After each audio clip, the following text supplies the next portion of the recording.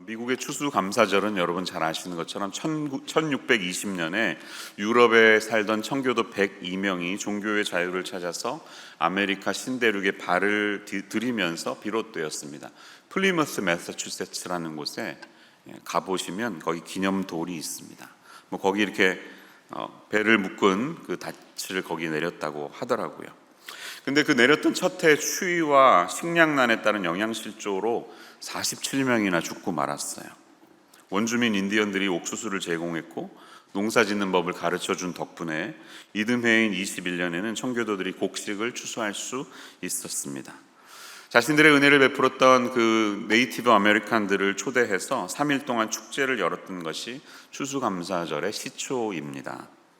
그러나 이 추수감사절이 정착되기까지는 우여곡절이 많았는데요. 1789년에 조지 워싱턴 미국 대통령이 순례자들이 지켰던 그 첫 감사절을 기념하면서 국가 전역에 공식적으로 추수감사절을 발표했지만 3대 대통령 토마스 제퍼슨은 그것은 왕정시대의 관행이라고 하면서 중단시켰습니다. 이미 추수감사절은 영국에서부터 지켜졌기 때문입니다. 시간이 흘러서 1828년 시인 세라 헤일이라는 사람의 호소와 캠페인으로 마침내 1863년 링컨 대통령이 11월 넷째 목요일을 국가감사절로 공식 발표했습니다. 그녀는 그날을 미국 건국이 하나님의 은혜로 이루어졌음을 기념하는 연례 행사로 삼아야 한다고 주장했고요. 당시 남북 전쟁 중에 있었던 남군과 북군도 이날 하루만큼은 싸움을 중지하고 추수감사절의 의미를 더했다고 합니다. 오늘 우리 한국교회가 추수감사절을 지키는 것은 이런 미국의 추수감사절에서 비롯된 것인데요. 그렇지만 역사적으로 더 거슬러 올라가 보면 구약시대의 그 기원이 있습니다.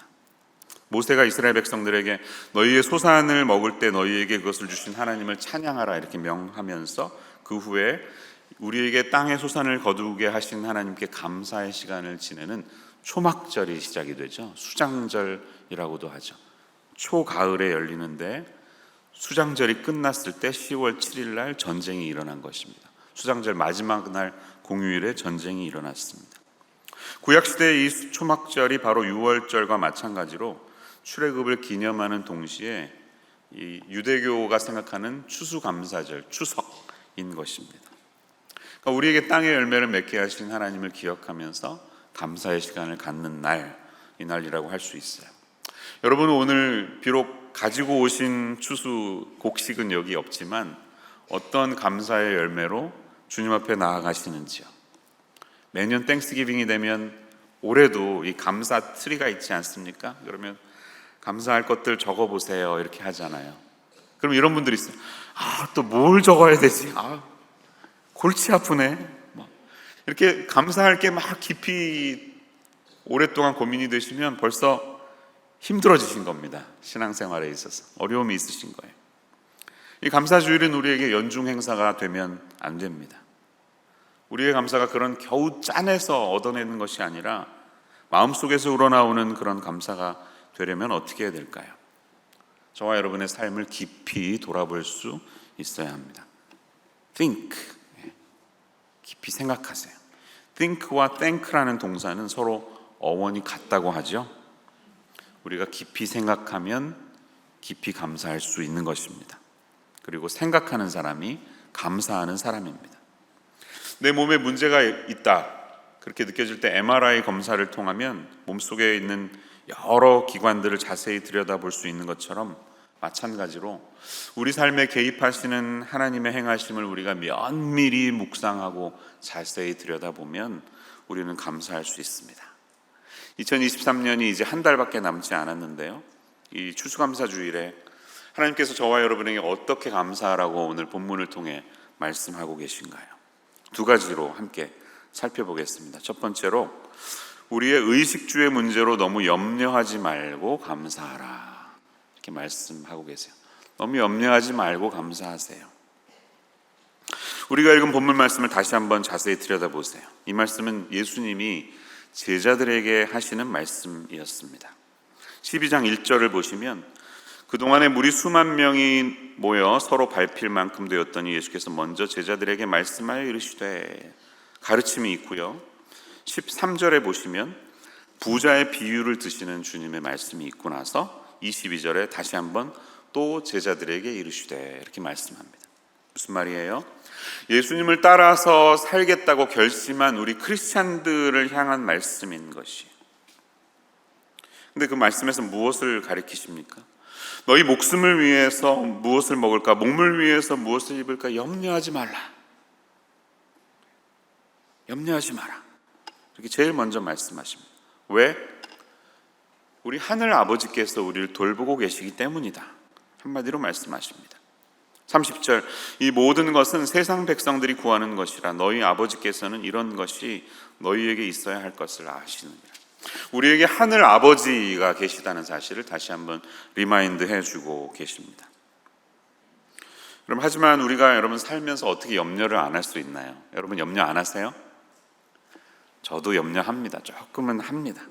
어떤 면에서 우리는 다 염려하는 사람들이에요. 그런데 주님의 말씀은 너희가 나를 따른다고 하면서 제자로 살겠다고 하면서 먹고 사는 문제, 의식주 등의 물질적인 문제 때문에 마음이 사로잡히지 않게 해라, 이런 뜻입니다.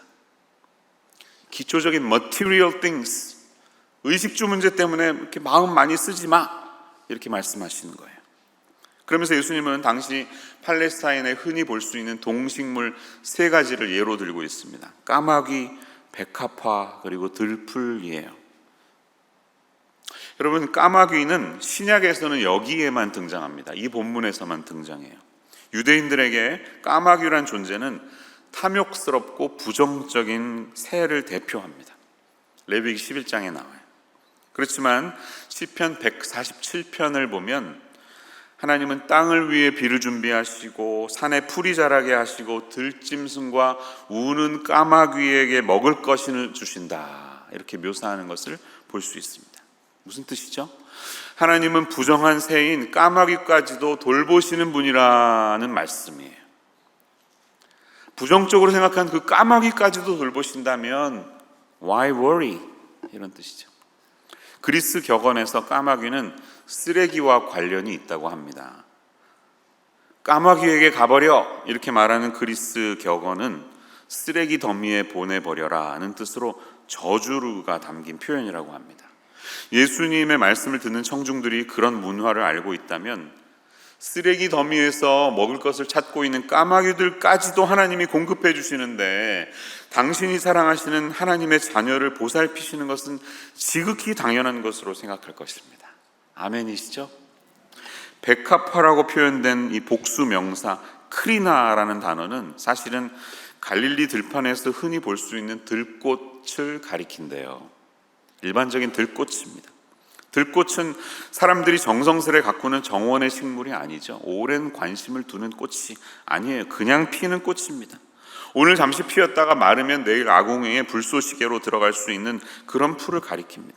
하지만 이렇게 하찮게 보이는 들꽃의 아름다움도 역사상 가장 부유하고 화려한 삶을 살았다고 알려진 솔로몬의 업적보다 더 아름답다, 이렇게 하나님이 말씀하고 계세요. 주님의 말씀 27절을 보세요. 그러나 내가 너희에게 말하노니 솔로몬의 모든 영광으로도 입은 것이 이 꽃 하나만큼 훌륭하지 못하였느니라. 이게 무슨 말입니까? 사람의 눈에는 하나님께서 화려한 삶을 살아간 솔로몬에게 특별한 관심을 기울여 주셨던 것처럼 보이죠. 그 삶이 화려한 것처럼 보이죠. 관심이 있었던 것처럼 생각되죠. 하지만 사실은 들풀 하나에 깃들인 하나님의 관심과 그분의 돌보심과 전혀 비교할 대상이 아니라고 하는 것입니다. 하나님은 지극히 연약해 보이는 들의 꽃 하나에도 큰 관심을 가지시고 솔로몬의 삶 못지않게 그 삶을 아름답게 하셨다, 이런 뜻이죠. 예수님의 제자들에게 하나님은 우리의 창조주이실 뿐만 아니라 아버지가 되십니다. 저와 여러분에게 하나님은 하늘 아버지가 되십니다. 자연의 미약한 한 들풀에도 하나님의 마음이 그렇게 집중되어 있다면 당신의 사랑하는 자녀들은 얼마나 집중해서 돌보시겠습니까? 할렐루야.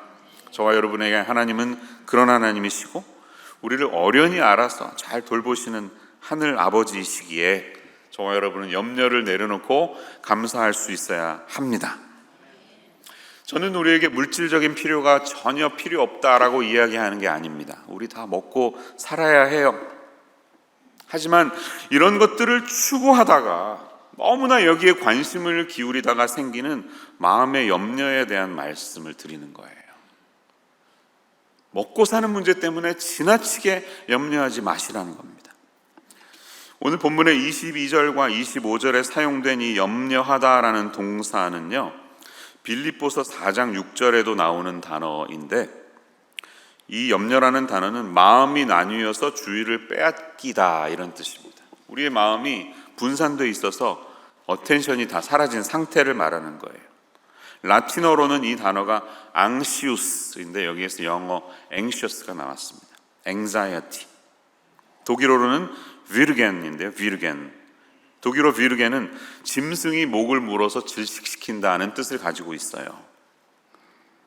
사자가 큰 물소를 사냥할 때 가장 빠른 속도로 물소의 엉덩이 위에 올라탑니다. 그러면 물소가 빠져나가려고 막 뒷발길질을 하죠. 그리고 힘을 빼죠. 그러면 지쳐서 쓰러지고 맙니다. 바로 그때 사자가 위로 올라타서 물소의 목을 확 물어버린대요. 그리고 질식시켜서 죽게 한다는 겁니다.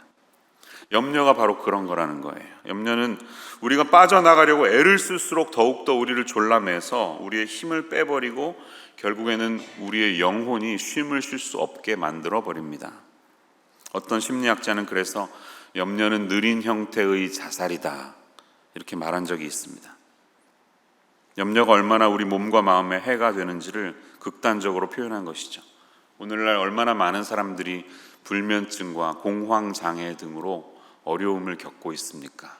다 잘 들여다보면 염려하기 때문이었어요. anxious 하기 때문이에요.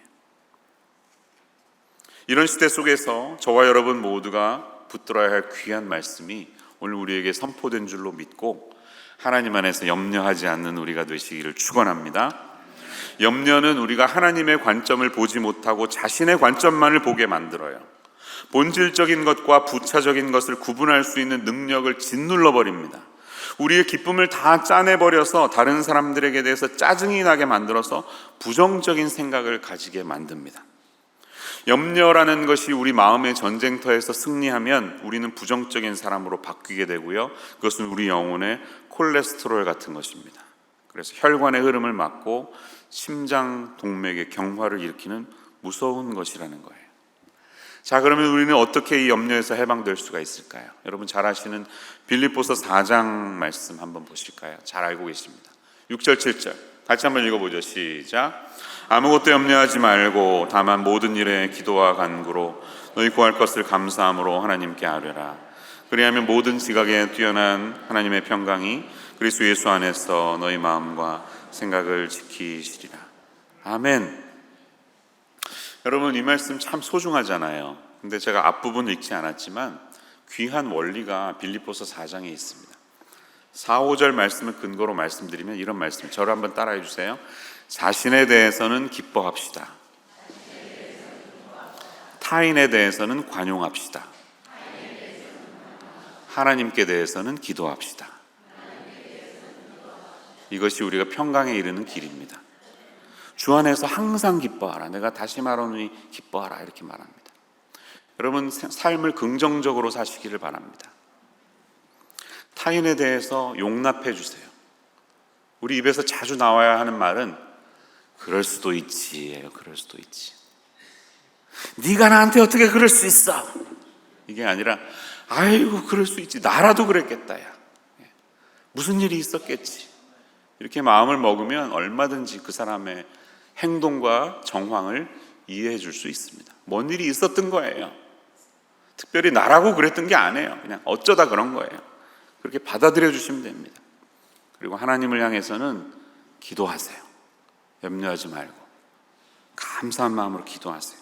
그러면 주님이 우리의 마음과 생각을 지켜주신다고 약속하고 계십니다.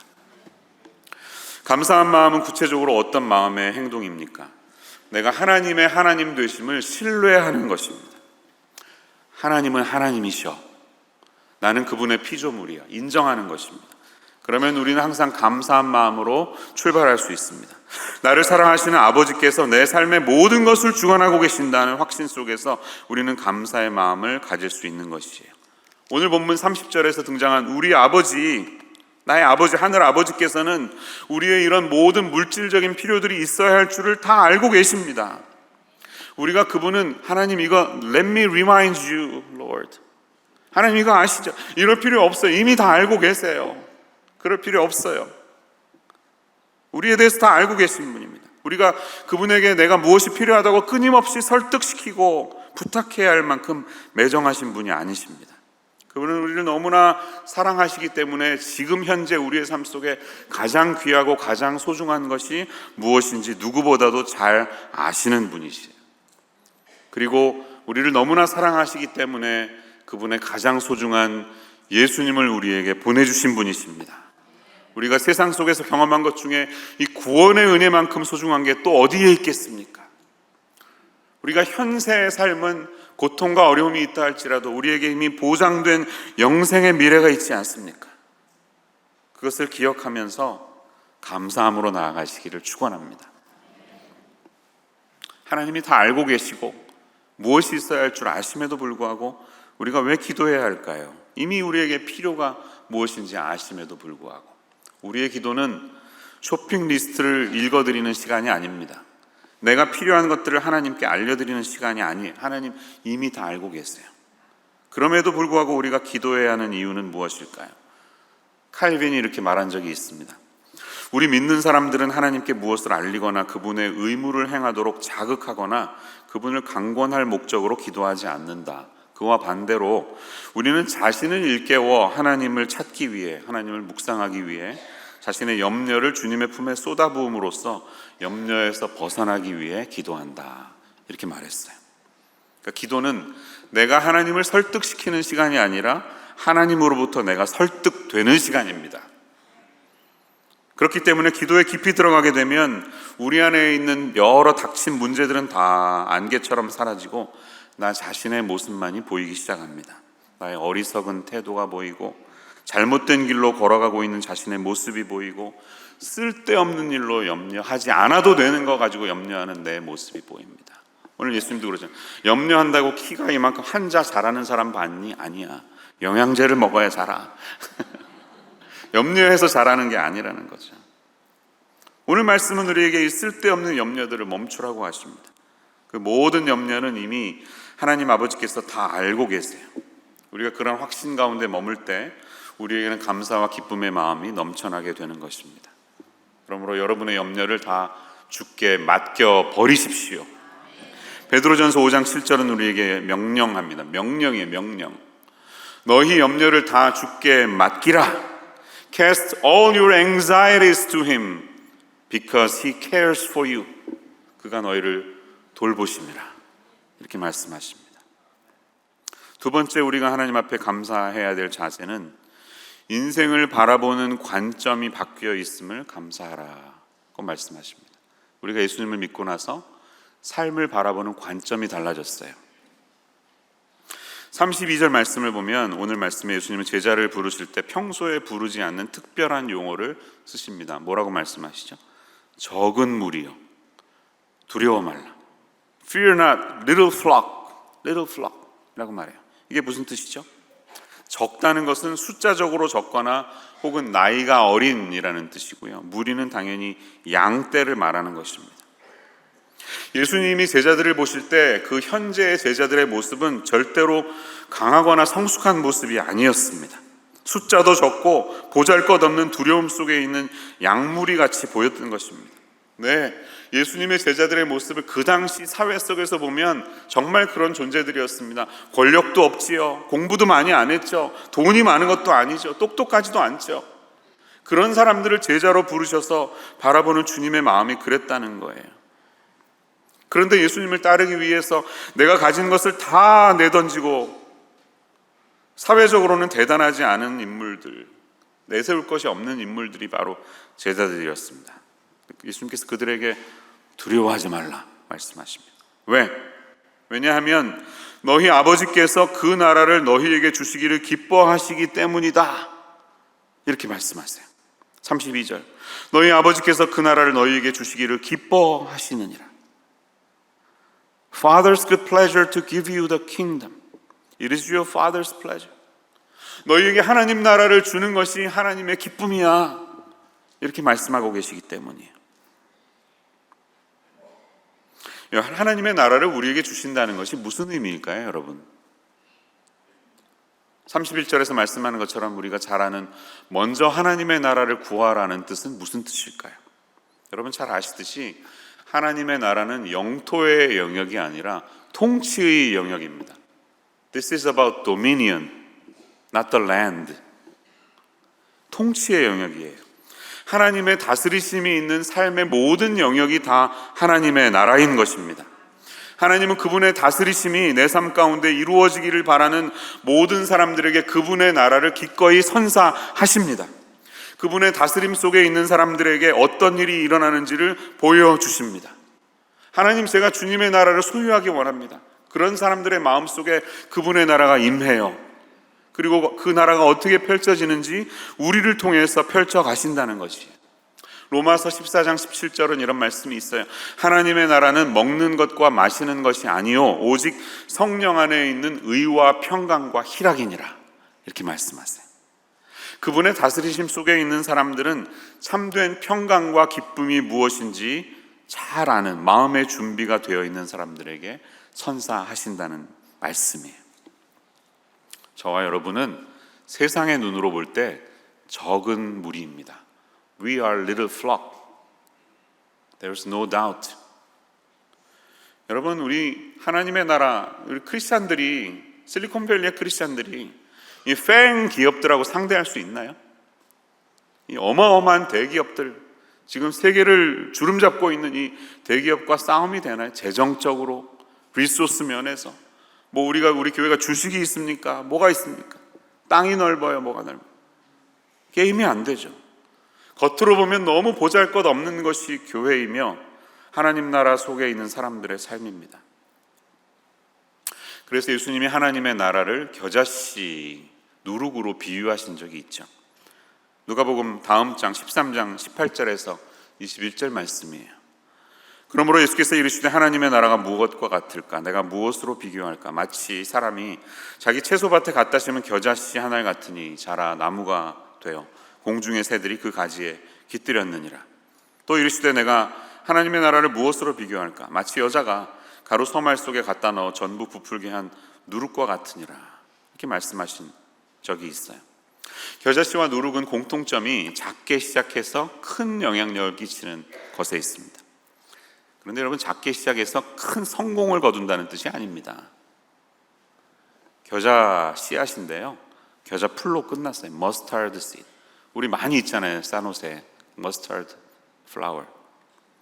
겸손하게 시작해서 그 겸손함이 그대로 확대되어서 영향력을 끼친다는 것이지 우리가 성공한다는 뜻이 아닙니다. 그런 겸손한 자들이 살아가는 일상의 삶을 살아가는 곳이 바로 하나님의 나라이고, 우리의 삶의 현장에서 그 겨자씨의 마음으로 살아가는 게 우리 크리스찬들의 삶이라는 것입니다. 저와 여러분이 잔뜩 부풀려진 풍선처럼 사실은 가진 것도 없으면서 세상의 삶이 주는 이런저런 욕망으로 가득 차 있어서 그런 것이 하나님의 나라가 아니라 연약해 보이지만 의와 평강과 기쁨을 가지고 겸손하게 우리의 일상을 살아가는 곳, 그곳이 바로 하나님의 나라라는 사실입니다. 이전에는 남들만큼 큰 평수 아파트에 살고 있지 못해서, 남들만큼 좋은 대학교를 졸업하지 못해서, 남들만큼 그래도 명함에 뭐라도 새길 수 있는 번듯한 직장에 다니지 못해서 부끄러워했었고 질투도 났었고 그런 명예와 권세를 누리기 위해서 열심히 살기도 했습니다. 하지만 하나님 나라의 백성들은 이제 다릅니다. 우리의 삶을 바라보는 관점이 달라졌기 때문입니다. 어떻게 달라졌습니까? 이전에는 그냥 내 배가 부르고 내 등이 따숩고 내 가족이 잘 살면 그게 다였지만, 내 인생의 목적이랄 게 따로 없었지만 지금은 달라졌습니다. 하나님의 나라가 내 삶 가운데 들어오고 나자 세상을 바라보는 관점이 달라집니다. 이제는 나에게 주어진 모든 삶의 여건들이 나를 위한 것이 아니라 타인의 생존과 그들의 안녕을 위해서 살아가는 것으로 목적이 바뀌는 것이에요. 내가 많이 가진 것이 중요한 것이 아니고 가진 것을 어떻게 베풀며 살아갈지가 더 소중한 관심사가 되었습니다. 바로 이것이 하나님 나라를 살아가는 저와 여러분의 삶입니다. 그것을 오늘 본문은 33절에서 낡아지지 아니하는 배낭을 가져라 이렇게 말씀하십니다. 너희 소유를 팔아 구제하여 낡아지지 아니하는 배낭을 만들라 이렇게 말씀합니다. 이 배낭은 헬라어로 발란티온이라는 단어인데요, 보화가 들어있는 보물 가방을 의미합니다. 이 가방은 하나님 나라의 백성이 아닌 사람들의 눈에는 보이지 않습니다. 하나님의 이름으로 구제하고 연약한 사람들을 돕는 사람들은 하나님 나라에만 있는 특별한 배낭을 가지고 있어서 이 배낭에 우리의 구제하는 삶을 투자하면 거기에는 국가에 대한 납세의 의무도 없고요, 절도를 당할 걱정도 없고 주가의 영향을 받을 걱정을 할 필요도 없고 달러 가치의 상승에 따라 지표가 달라지지도 않습니다. 이 땅에서 우리가 어떻게 구제하고 살아가는 만큼 하늘에 보화가 쌓이는 배낭이라고 설명하는 것이에요. 여러분, 하늘에 쌓이는 보물이 무엇인지 우리가 알 수도 없고요, 나의 재정적인 기준으로 판단해서도 안 됩니다. 하나님 나라의 가치는 세상 가치와 다르기 때문에 그것을 자세히 안다고 해도 우리의 신앙에 전혀 도움이 되지 않습니다. 다만 우리가 해야 할 유일한 일은 내 주변에 눈에 들어오는 궁핍에 있는 자, 가난하고 굶주린 사람들의 친구가 되어주는 것이며 그들의 필요가 있을 때 도움을 제공해 주는 것입니다. 그것이 바로 하늘의 보물 가방을 만들고 그곳에 보물을 채우는 것과 같다고 주님이 말씀하시는 거예요. 우리 사람은 자기의 재산이 보관된 곳에 마음이 가게 마련입니다. 내가 투자한 주식만 매일 쳐다보지 않습니까? 그렇기 때문에 우리가 구제하는 삶은 우리의 마음을 하늘로 향하게 만듭니다. 우리의 관심이 하나님 나라에 점점 기울어지는 것이에요. 여러분, 이 말씀을 기억하시기를 바랍니다. 그리고 올 한 해 우리에게 물질적인 것에 대한 염려들이 사라지고 인생을 바라보는 우리의 관점이 달라져 있음을 감사할 수 있는 저와 여러분의 삶이 되시기를 축원합니다. 우리 교회가 할 수 있는 많은 일들이 또 로비에 가보시면 있어요. 또 추수감사절 날은 거리의 이웃들과도 함께하는 예배가 있고 여러분 따뜻한 옷을 기증하실 수도 있고 하는데요, 이 모든 일들을 통해서 겨자씨와도 같은 저와 여러분의 삶이 아름답게 확장되는 꿈을 함께 꾸어가는 우리 모두가 되시기를 주님의 이름으로 축원합니다. 기도하겠습니다. 참 좋으신 하나님, 감사드립니다. 2023년 추수감사절을 맞아 세상의 여러 먹고 사는 문제로 많은 염려와 근심을 했던 저희들의 마음을 회개하며 주님 앞에 나아갑니다. 세상 걱정에 염려하지 않고 우리의 모든 마음을 하나님께 기도로 감사함으로 아뢰는 저희의 삶이 되게 하여 주시옵소서. 인생을 바라보는, 세상을 바라보는 삶의 관점이 달라져 있음을 감사드립니다. 우리 가운데 임하신 하나님의 나라가 온전히 펼쳐지고 확장되어가는 꿈을 꾸어가며 주님의 말씀처럼 우리의 보물을 하늘에 쌓아가는, 우리의 마음이 하나님 나라에 집중될 수 있는 저희 모두의 삶이 되게 하여 주시옵소서. 예수님의 이름으로 기도합니다. 아멘.